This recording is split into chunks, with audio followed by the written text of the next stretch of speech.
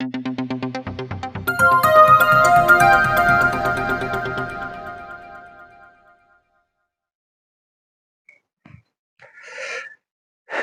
వార్త, ఇక ఈరోజు ప్రజలను రాజకీయ నాయకులంతా మేము ప్రజలను ప్రేమిస్తా ఉన్నాం, ప్రజల కోసమే పనిచేస్తామని చెప్పేసి అని చెప్తా ఉన్నారు.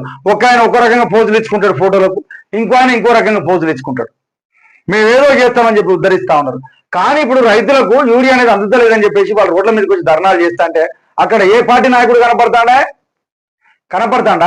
ఏదో పోయి తర్వాత ఈ పార్టీ నాయకులందరూ వాళ్ళందరూ పోగేసుకొని ఆ రోడ్డు మీద ధర్నా చేసినట్టు పార్టీ కార్యక్రమంగా చెప్పుకొని పోతారు. కానీ మేము ప్రజల కోసం చేసినాం, పార్టీ కోసం పక్కకు పెట్టారు, పార్టీలు పక్కకు పెట్టి ప్రజల కోసం చేశారు నాయకుడు కనపడతాడానే? మేము పార్టీల కోసమే పనిచేస్తారు తప్ప ప్రజల కోసం ఎక్కడ పనిచేసినట్టు అనిపిస్తాను.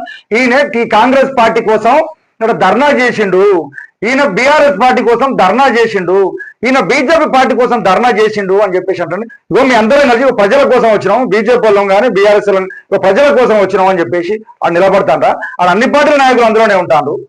మళ్ళీ వీళ్ళు పార్టీ పరంగా ఏదో చేస్తూ ఉన్నారు. నిజంగా మీకు ప్రజల పైన ప్రేమ ఉంటే ఆ ప్రజలకు నిలబడి అక్కడ లైన్ల దగ్గర పోయి అది ఎంత హైట్లు ఎంత చదువుతుంది అని చెప్పేసి అడగన్నారు. యూరియాకు ప్రత్యామ్నాయం ఏందో చూడండి, ఆ యూరియా అందించి ఏర్పాట్లు చేయండి. కానీ ఒకరి అబ్బాండాలు వేసుకుని ప్రజలను ప్రేమిస్తాను అంటే ఇదేనా ప్రజలను ప్రేమించుడు? మీరు తిట్టుకోవడానికి ప్రజలను ప్రేమించుడు? ఇప్పటికైనా ఆలోచన చేయాలని చెప్పేసి ప్రజలారా మీరు ఆలోచన చేయాలని చెప్పేసి టీఆర్ నిజం నుంచి ఒక్కసారి గుర్తు చేస్తాను. అసలు మంచోళ్ళు మీ తరఫున పనిచేసేవాళ్ళు ఎవరు, పార్టీల కోసం పనిచేసేవాళ్ళు ఎవరు, ఒకసారి ఆలోచన చేయాలని చెప్పేసి టీఆర్ నిజం నుంచి ఒక్కసారి ప్రజలను సూటిగా ప్రశ్నిస్తాను. ఎందుకంటే మీ కష్టకాలంలో ఉన్నప్పుడు మీతో పాటు అక్కడికి వచ్చి మీతో చేయాలి కదా పార్టీ కార్యక్రమం అని చెప్పేసి ఆ రోడ్ల మీద ధర్నాలేందే?